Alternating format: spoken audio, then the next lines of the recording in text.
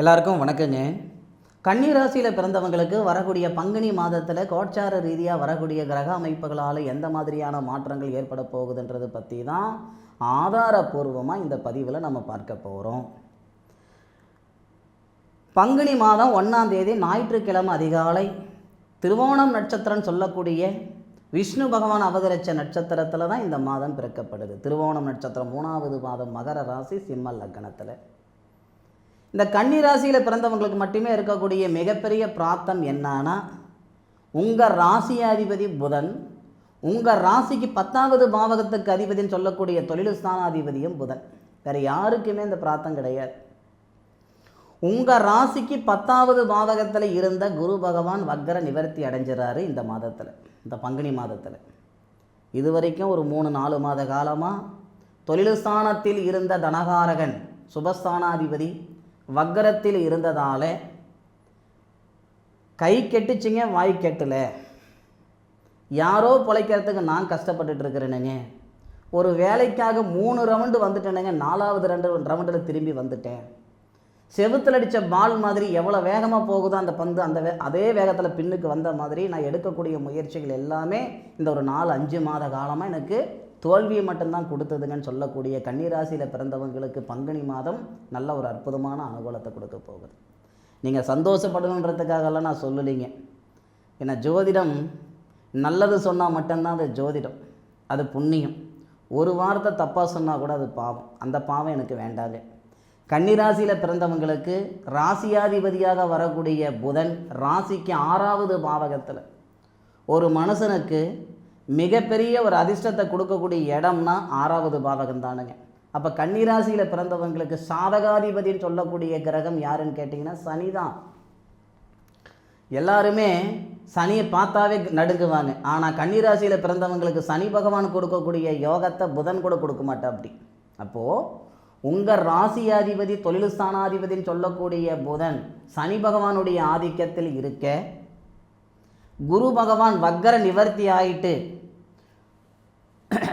9வது பார்வையாக அந்த புதனை பார்க்க, உங்கள் ராசியாதிபதி புதனை பார்க்க, 6வது பாவகத்துக்கு அதிபதினு சொல்லக்கூடிய சனி பகவான் குரு பகவானுடைய ஆதிக்கத்தில் இருந்து உங்கள் ராசியை பார்க்கிறார். இது உங்களுக்கான நேரம். உங்களுடைய முன்னேற்றத்தில் இருந்த அந்த தடைகள், முன்னேற்றத்துக்கு முட்டுக்கட்டியாக இருந்த அந்த தடைகள் எல்லாம் நீங்கக்கூடிய காலகட்டமாக வரக்கூடியது பங்குனி மாதத்தில். மாதம் பிறந்த உடனே நல்லது நடந்துருமா சாமி? நிச்சயமாக நடக்கும்.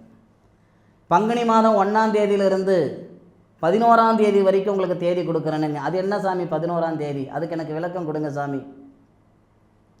இந்த சனி பகவான் 6வது பாவகத்துக்கு அதிபதி 1. 2வது நம்மளுடைய திறமையை வெளிப்படுத்துறதுக்கு உண்டான ஒரு இடம் எதுன்னு கேட்டிங்கன்னா அந்த 6வது பாவகம் தான். இந்த கன்னிராசியில் பிறந்தவங்களுக்கு தனஸ்தானாதிபதியாக வரக்கூடிய கிரகம் யாருன்னு கேட்டிங்கன்னா சுக்கிரன். சுக்கிரன் உங்கள் ராசிக்கு 7வது பாவகத்தில் தனஸ்தானாதிபதினு சொல்லக்கூடிய சுக்கிரன் தனகாரகனுடைய வீட்டில் இருந்து உங்கள் ராசியை பார்க்கிறாரு. அதை விட ஒரு முக்கியம் என்னன்னா சுக்கிரன் உச்சமடைகிறார். தனஸ்தானாதிபதி உச்சம். எங்க தனஸ்தானாதிபதி தனஸ்தானத்துக்கு வந்தால் கூட அந்தளவுக்கு யோகம் கிடையாதுங்க.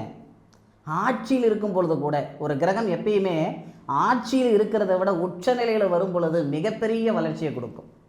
அப்போ தனஸ்தானாதிபதி உச்ச நிலையில் தனகாரகனுடைய வீட்டிலிருந்து உங்கள் ராசியை பார்க்கிறாரு. அதை விட ஒரு ஆச்சரியம் என்னன்னா, தனஸ்தானாதிபதிக்கு தனகாரகன் வீடு கொடுக்குறாரு, அதே மாதிரி தனகாரகன் தனஸ்தானாதிபதியை பார்க்கிறாரு. அந்த குரு இருக்கார் இல்லையா, அவர் தான் தனகாரகன். நம்ம ராசிக்கு 10வது பாவகத்தில் மிதுனத்தில் இருக்கார் குரு. அப்போ வக்கர நிவர்த்தி அடைஞ்சிடுறாரு இந்த மாதத்தில், பங்குனி மாதத்தில். குருவுக்கு 5வது பார்வை, 7வது பார்வை, 9வது பார்வை. கரெக்டாக? அப்போ அந்த குரு என்ன செய்கிறாருன்னா 5வது பார்வையாக கன்னி ராசிக்கு 2வது இடத்தை பார்க்கிறாரு. கன்னி ராசிக்கு 2வது இடம் அதுதானே நமக்கு தனஸ்தானம். துலாம் அப்படின்னு சொல்லக்கூடிய இடம் தனஸ்தானம். அது வீடு யாருடைய வீடுன்னு கேட்டிங்கன்னா சுக்கிரன். சுக்கிரன் தனகாரகன், தனஸ்தானாதிபதி. அப்போ தனஸ்தானாதிபதி குரு வீட்டில் இருக்கிறார் இல்லையா? அசுரகுருன்னு சொல்லக்கூடிய கிரகம் உங்கள் ராசியை பார்க்க, தேவகுருன்னு சொல்லக்கூடிய கிரகம் சுக்கிரனுடைய வீட்டை பார்க்கிறார். பிரமாதமான நேரம். நீங்கள் வெளியூரில் இருந்தாலும் சரி, வெளிநாட்டில் இருந்தாலும் சரி, உள்ளூரில் இருந்தாலும் சரி, என் பக்கத்து வீட்டில் இருந்தாலும் சரி, கன்னி ராசியில் நீங்கள் பிறந்திருக்கிறீங்கன்னா இந்த நேரம் உங்களுக்கான நேரம்தான். இல்லை உங்கள் வீட்டில் யாராவது கன்னி ராசியில் பிறந்திருக்கிறாங்கன்னா நிச்சயமாக சொல்கிறேன், இந்த வீடியோவை பார்க்க சொல்லுங்கள். சம்பாதிக்கிறதுன்றது எல்லாரும் எல்லா நேரத்துலையும் செய்யக்கூடிய ஒரு விஷயங்க. சாதிக்கிறது அப்படி கிடையாது. காலமும் நேரமும் சரியாக இருந்தால் மட்டும்தான், சந்தர்ப்பமும் சூழ்நிலையும் சரியாக அமைஞ்சால் மட்டும்தான் ஒருத்தருடைய திறமையை வெளிக்காட்ட முடியும், சாதிக்க முடியும். இப்போவும் சொல்கிறேன், கன்னிராசியில் பிறந்தவங்களுக்கு இது மிகப்பெரிய ஒரு சந்தர்ப்பம். இந்த மாதம் பிறக்கிறதே அதிர்ஷ்டம் நான் சொல்லுவேன். பங்குனி மாதம் 1ஆம் தேதி யாருடைய நட்சத்திரத்தில் இந்த மாதம் பிறக்கப்படுதுன்னு சொன்னேனுங்க? திருவோணம் நட்சத்திரம்னு சொன்னேன். திருவோண நட்சத்திரத்துக்கு அதிபதி யார்? சந்திரன். சந்திரனுடைய நட்சத்திரத்தில் கன்னிராசிக்கு 5வது பாவகத்தில், கன்னிராசிக்கு 5வது பாவகம் மகரத்தில் தானே இருக்கார். மகரத்தில் தானே திருவோணம் நட்சத்திரம் வரும். சரி, லாபஸ்தானாதிபதியுடைய சாரத்தில் லாபஸ்தானத்தை பார்க்கிறார். கரெக்டு தானே? ஆதாரம் இல்லாமல் எதுவும் சொல்லலையே. கை கொடுத்தா மீளலாம், வார்த்தை கொடுத்தா மீள முடியாது. நான் ரகசியம் சொல்லலை, ஊரு கேட்குற மாதிரி உலகம் கேட்குற மாதிரி யூடியூப்பில் பேசிகிட்டு இருக்கிறேனுங்க. ஒரு வார்த்தை தப்பானாலும் அதை விட ஒரு ஒரு ஒரு ஒரு பாவம் எதுவுமே கிடையாது. நான் உங்களுக்கு நல்ல பாதையை காட்டுறனோ இல்லையோ, கெட்ட பாதையை காட்டிடக்கூடாதுன்றதில் உறுதியாக இருப்பணுங்க. கன்னி ராசியில் பிறந்தவங்களுக்கு லாபஸ்தானாதிபதினு சொல்லக்கூடிய கிரகம் சந்திரன். லாபஸ்தானாதிபதியுடைய சாரத்தில் இருந்து லாபஸ்தானத்தை பார்க்கும் பொழுது தான் இந்த மாதம் பிறக்கப்படுது. பார்த்துக்கோங்க. தனஸ்தானாதிபதி இருக்கக்கூடிய சூழலும் நல்லா இருக்குது. தனகாரகன் வக்ர நிவர்த்தி அடைஞ்சு நம்ம ராசிக்கு 2வது பாவகத்தை பார்க்கிறாரு. மன அழுத்தமா, பணப்பிரச்சனையா, கடன் பிரச்சனையா, இல்லை இருக்கலாமா இருக்க வேணாமான்ற மனநிலையில் நீங்கள் இருக்கிறீங்களா? உங்களுக்கு சவாலாக சொல்கிறேன், இந்த ஒரு மாதம் நீங்கள் கடந்துருங்க. இந்த ஒரே ஒரு மாதங்க நீங்கள் கடந்துருங்க. 30 நாள், பங்குனி 30 நாள் கடந்துருங்க.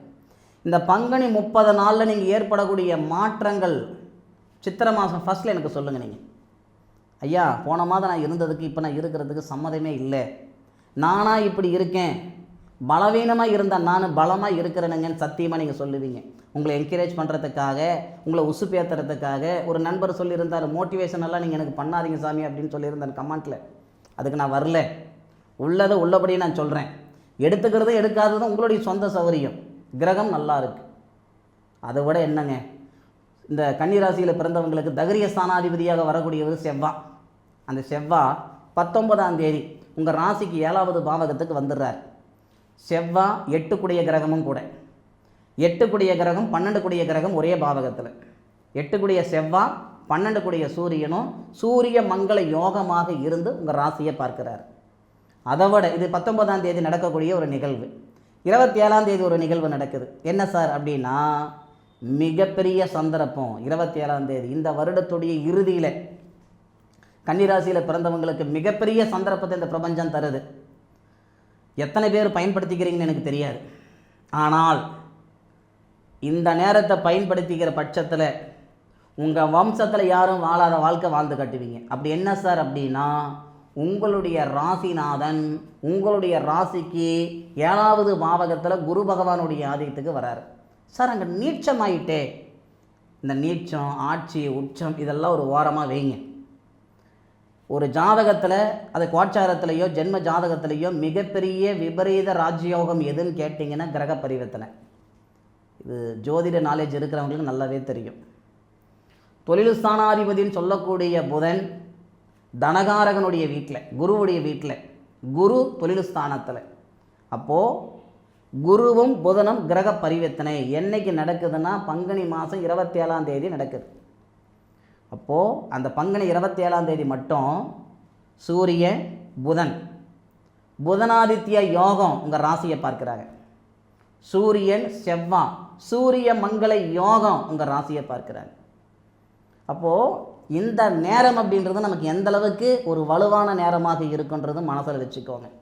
நான் தெரியாமல் தான் நான் கேட்குறேன். இன்றைக்கி சம்பாதிச்சவங்க, சாதித்தவங்க, 1000 பேருக்கு 1,00,000 பேருக்கு வேலை கொடுக்கக்கூடிய அந்த ஒரு நிறுவனத்துடைய நிறுவனத்தார் எல்லாருக்குமே இந்த பிரபஞ்சம் ஒரு சந்தர்ப்பம் கொடுத்துருந்துருக்கும்ல. பிறந்த உடனேவா எல்லாரும் தெரிஞ்சுக்கிட்டு வந்தாங்க? இல்லை. ஒவ்வொரு கட்டத்திலையும் அடிபட்டு, சின்னப்பட்டு, சிரமப்பட்டு வரும் பொழுது இந்த பிரபஞ்சம் ஒரு வாய்ப்பு கொடுத்துருக்கும்ல. அந்த வாய்ப்பு பயன்படுத்திக்கிட்டதுனால தானே அவங்க மேலே இருக்காங்க, வசந்த இடத்துல இருக்காங்க. அந்த மாதிரியான ஒரு சந்தர்ப்பந்தான் கன்னிராசியில் பிறந்தவங்களுக்கு 27ஆம் தேதி இந்த பிரபஞ்சம் தரப்போகுது. ஐயா 12 வருஷம் கழித்து தான் மறுபடியும் இந்த மாதிரி சந்தர்ப்பம் வரும். நான் இது மிகைப்படுத்தி சொல்கிறேன்னு நீங்கள் நினச்சாலும் பரவாயில்ல, ஆனால் அனுபவித்து சொல்லுங்க. நான் மீண்டும் மீண்டும் சொல்கிறது இதுதான். அவ்வளோ கான்ஃபிடண்ட்டாக நான் சொல்கிறேனுங்க. மடியில் கணம் இருந்தால் தான் வழியில் பயம்னு சொல்லுவாங்க. என் மடியில் கணம் கிடையாது, அதனால் எனக்கு வழியில் பயம் இல்லை. நீங்கள் யாருக்கு வேணும்னாலும், இந்த உலகத்தில் எப்பேற்பட்ட ஜோதிட வல்லுநருக்கு வேணும்னாலும் இந்த வீடியோவை அனுப்புங்க. நான் சொன்ன விஷயம் உண்மையாக தப்பான்றது அவங்க உங்களுக்கு சொல்லுவாங்க. இல்லை அனுபவித்து சொல்லுங்கள். இந்த மாதம் இறுதியில் எனக்கு சொல்லுங்கள். சத்தியமாக பிரமாத நேரம் பயன்படுத்திக்கோங்க.